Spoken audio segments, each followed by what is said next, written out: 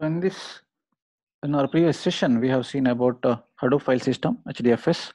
We have seen how it is distributed via name node and data node. We have seen name node and data node. So moving further, Apache Kafka is another tool which is used for to handle big data thing. That is when we have large amount of data with velocity, variety, and volume. So we need some larger data analytic tool. So this is Apache Kafka is another tool which helps us in processing.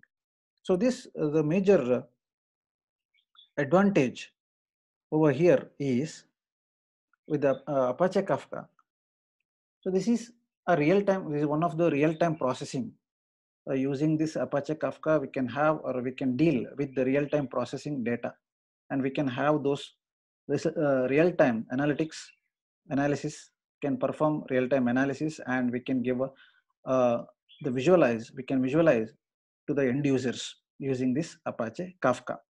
So with this, the part of processing real-time events, such as those commonly generated by smart objects, is having them ingested into a processing engine. For example, when we try to have real-time data, for example, to manipulate to check with the individual persons, say biggest event, for example, an Olympics is concerned with more number of athletics are participating in that. So to handle all those individual athletics data in real time, so we may go along with this kind of specialty, that is Apache Kafka setup. So this is one of the processing real-time environment. So the process of collecting data from sensor or log file and preparing it to be processed and analyzed is typically handled by messaging systems. So process entire from starting from the inception of the data, that is from the collection from the source, either from sensor or from the log file. So if you are considering collecting from the sensor, say for each individual athletes, we may given with the separate sensor to look after their health, like blood pressure, weight, and heartbeat, all those kind of things. So we can have those sensor data individually, or we can have in a separate log file. So we can collect from that sensor or log file so that we can prepare it for processing. So this can be handled with respect to real-time data can be handled via using Apache Kafka. So messaging systems are designed to accept data or messages from where the data is generated and deliver the data to stream processing engines. So that is we need someone, those who will look after to collect those data or to send those data. So via using messaging systems. For this reason, we need the data stream processing engine. On the other hand, we will call it as Spark streaming or Storm. So this is the terminology we will make use in using with Apache Kafka. That is Spark streaming or Storm. So in this case, Spark streaming, it is a streaming engine which will perform or will collect the data and accept the data via messages. So it works in the principle of a publisher subscriber messaging system that is built to be scalable and fast. So with respect to publisher subscriber, publisher is producing the data. So this publisher will have a local DB as a collection. Then we have a broker in between. So its job is to send those published data towards the other end. Other end is subscriber. So in this particular reason, we need Spark streaming engine, Spark stream processing engine. So its job is to collect the data from publisher and process it and send to the subscriber. So this job is performed by Spark streaming or Storm. In general, it is composed of topics or message brokers, as we said, where producers write data and consumers read data from these topics. So it is composed of different topics based on the filter that we can apply. So we may make use of message broker on the other hand. So message broker's job is to filter out those data and send it to various subscribers. to have a rough idea. For example, we all are in our home, we'll use television. So we supposed to subscribe to either DTH by various providers, direct to home channels, for example, Videocon or Airtel or Dish TV or Sun TV. So these are all various kind of various providers. So now based on our choice, we may select our interested channels. So this selection is nothing but the job of message broker. So message broker will bifurcate these things and then will start with the streaming for those individual subscribers. So on the other hand, the producers and consumers are simultaneously exchanging informations. Who is the producer now? The channels. On the other hand, consumers as we are the one who will subscribe for an individual channel. Either it is live channel or it is previous recorded. So this is nothing but exchange of information between nodes from other end, from publisher to subscriber. So data flown from the smart object, say producers, through a topic in Kafka to the real-time processing engine. So due to the distributed nature of Kafka, it can run in a clustered configuration that can handle many producers and consumers simultaneously and exchange information between nodes and allowing topics. So major goal is to connect data to various sources and allow consumers to connect to that data in the way they would like. We'll see an example set up over here. So here is you can see the publisher subscriber pattern of Apache Kafka. Consider the diagram. Over here we have a producer. So producer produces various amount of data, various types of data again. So we have a Kafka cluster, nothing but a broker. So its job, Kafka's cluster's job is to bifurcate individual messages out of this producer based on subscriber's choice. So please look after in a situation, considering an example, real-time TV with respect to different cabling operators. So either we may connect our TV via cable operators. So cable operators are in the position of producer, or we may buy a DTH setup from service provider like Airtel or Videocon or some other. So now they are the producers. So they'll produce various number of channels. Please follow my cursor together. Various number of channels. So we will select based on our choice. So now the selection or bifurcation in service providers end, bifurcating only the subscribed channels. That is job of this particular broker or Kafka cluster. So over here you can see something called topic. This topic is nothing but it is filtering out individual channels, for individual consumers. So now in this Kafka cluster, we need to have Kafka nodes. So Kafka nodes job is to maintain the data based on individual broker. For example, as we, the normal users are concerned, so these are all the nodes. So these are all the nodes will have our data. So whatever the data we have, our name, our phone number, our address. So what are the channels subscribed for an individual, by an individual, similarly for neighbors and so on. So these are all handled by the Kafka cluster and Kafka nodes. As the consumer end, so we can watch all those channels. That is a Spark streaming via Storm, or we can go with Hadoop as well. So this is publisher subscriber or producer consumer setup with respect to Apache Kafka. So any clarification on this? It is one of the simple setup. You can have a publisher subscriber kind of setup or producer consumer. So we need to have a broker in between, though who will bifurcate based on individual clusters, individual choices. Moving further. So we have another term, that is Apache Spark. So Apache Spark is an in-memory distributed data analytics platform. In-memory distributed data analytics platform designed to accelerate processes in the Hadoop ecosystem. So its job is to save a copy so that we can have in memory, and then we can distribute. So in this stage, we are going along with the Hadoop ecosystem.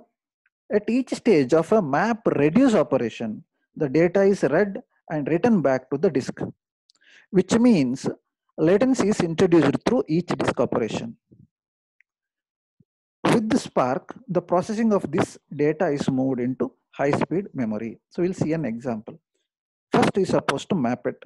Then we are applying reduce operation. So map reduce operation together is nothing but supposed to read the data, whatever the data is collected from the sensor, that is to be read and written a copy, because as the definition says, it is an in memory. We're supposed to have a copy of the data in the disk.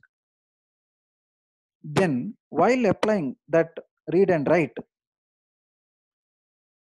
some latency might have introduced, but via applying Spark, using Apache Spark, we can reduce that latency and we can have those data in a high speed memory. So data is moved into high speed memory. So now how this speed has been maintained or managed with the memory? So we need to have a batch processing job, also allows for near real-time processing of events. What is this batch processing? So we can perform more than one job together in a single batch, single cycle. So one individual rotation of cycle may be having more than 10 jobs. That is, you are performing more than one task simultaneously at the same time in a single time slot. That is batch processing. So this batch processing can be performed for the previous kind of set, that is read and write operation. That is batch processing. More than 10 data can be read and written from the disk. To and fro motion can be performed using batch processing. And it allows near real-time processing. So what is this real time? So with respect to live events, if you wanted to have this batch processing, for example, live setting up streaming of data in YouTube, you are covering an event, a marriage, which is to be live streamed through YouTube. So you have a data, you have a copy in your machine together. Real time, you are saving that particular marriage in your disk. Simultaneously, you are streaming it. That is real time processing. So that is via batch processing. How to perform this one? So we need to have a component of the Apache Spark project called Spark Streaming. Again, we need to use Spark Streaming. So it is an extension of a Spark core. So this Spark core's job is to stream, responsible for taking live streamed data and dividing it into smaller micro batches, discretized streams or D streams. So only thing is the entire, for example, if you're taking as an example, a marriage function should be recorded and should be live streamed. So now live streaming is nothing but it should be that entire video, it's nothing but to be divided into micro batches, so that each individual moment can be captured in the database.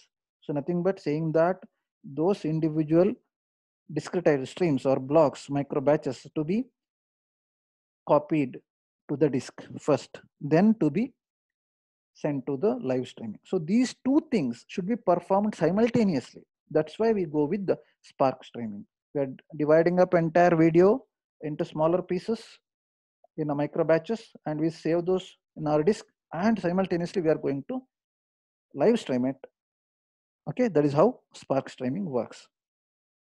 So Spark streaming will have a Spark processing engine which is able to operate on these similar pieces of data, allowing rapid insights into the data and subsequent actions. There is a continuous streaming of data, and on the other side, there is a continuous data has to be written to the disk in the backend. So this disk, in the sense, either it is a cloud or server or centralized or decentralized, distributed. So anything is fine. Only thing the Apache Spark's job is to save all the streaming data, live streaming data in the disk, and to live stream it together as in a form of batch processing. This is how Apache Spark works.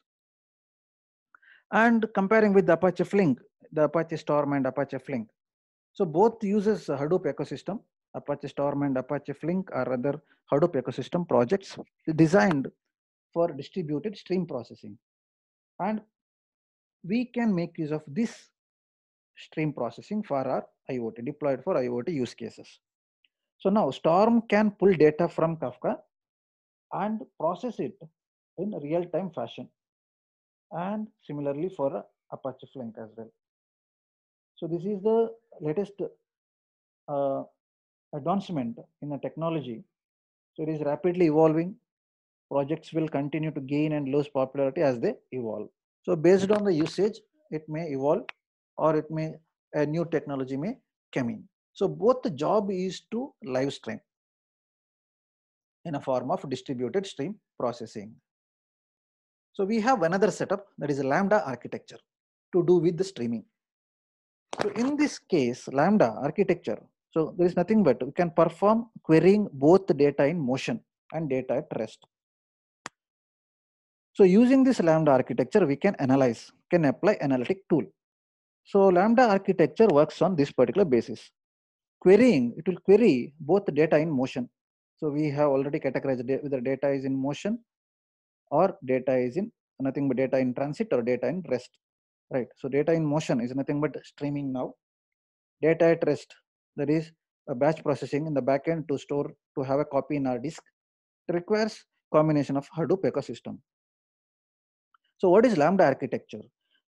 Lambda is a data management system that consists of two layers for ingesting data, that is batch and stream, and one layer for providing the combined data, that is serving. So now we'll see once again. So Lambda is a data management system. So we can manage the data. So manage in the sense you can create, can manipulate, you can delete, can update all those with those data.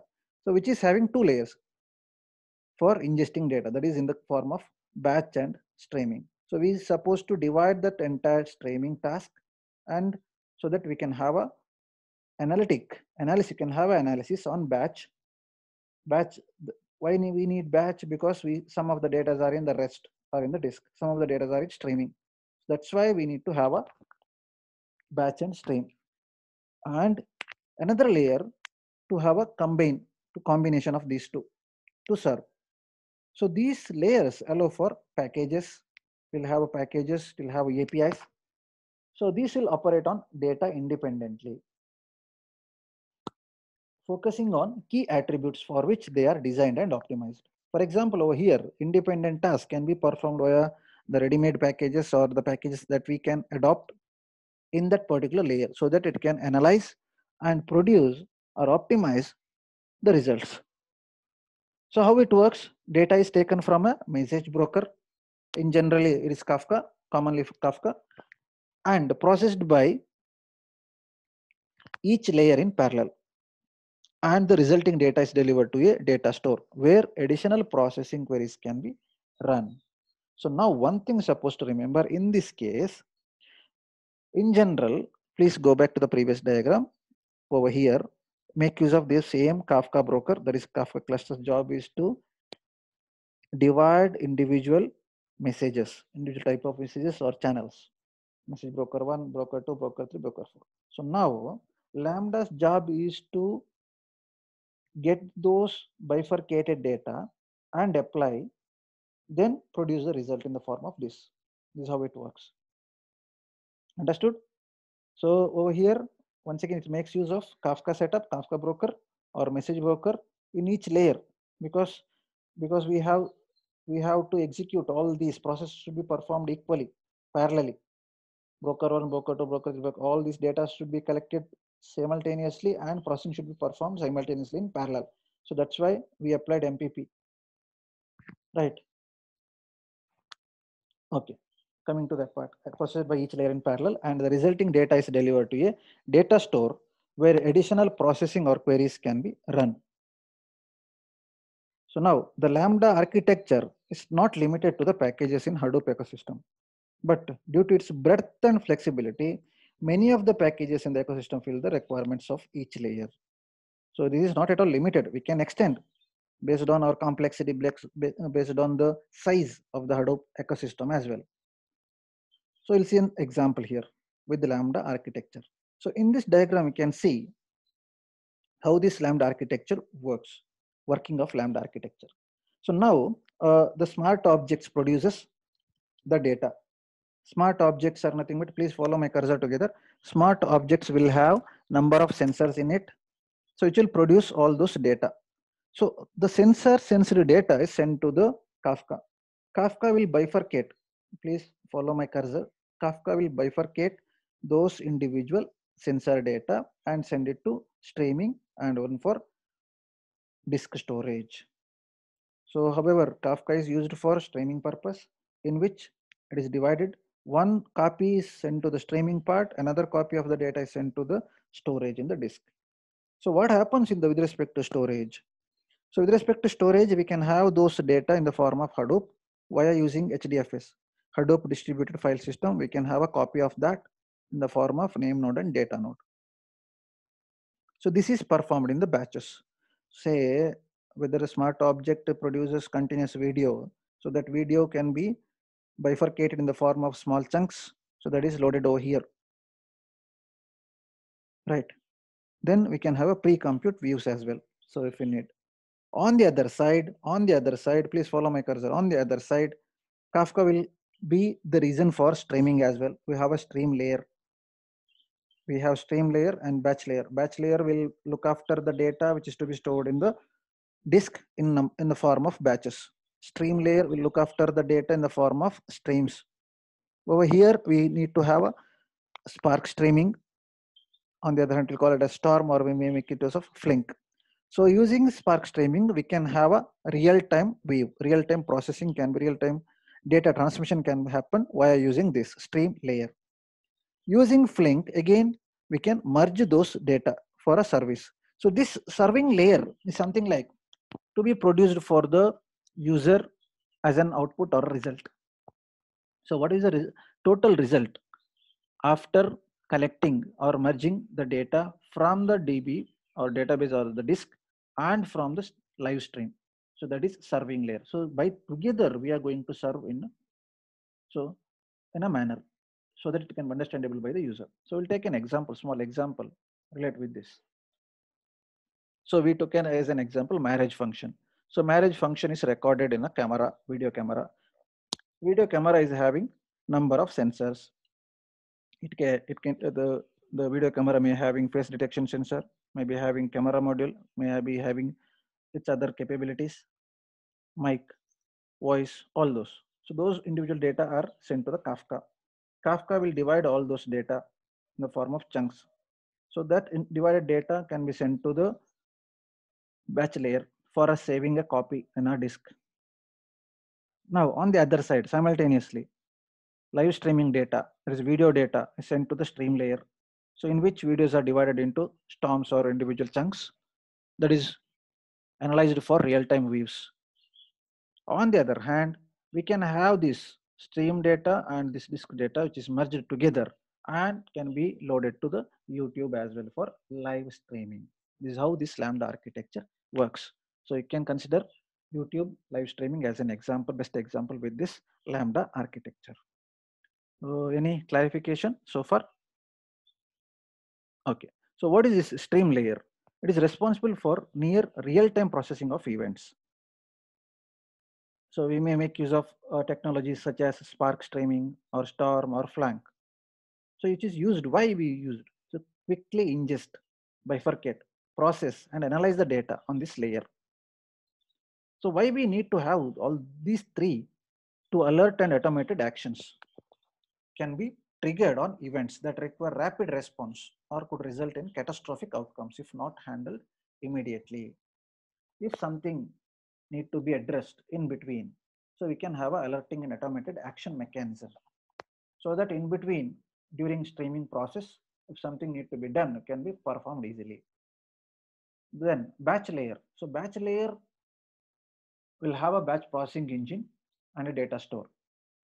It's nothing but a part of Hadoop ecosystem, which works based on MPPs like MapReduce and HDFS, or other like MPPs, NoSQL or other data warehouses can also provide the batch processing engine to have a copy in our DB or data store, either in a server or in a cloud.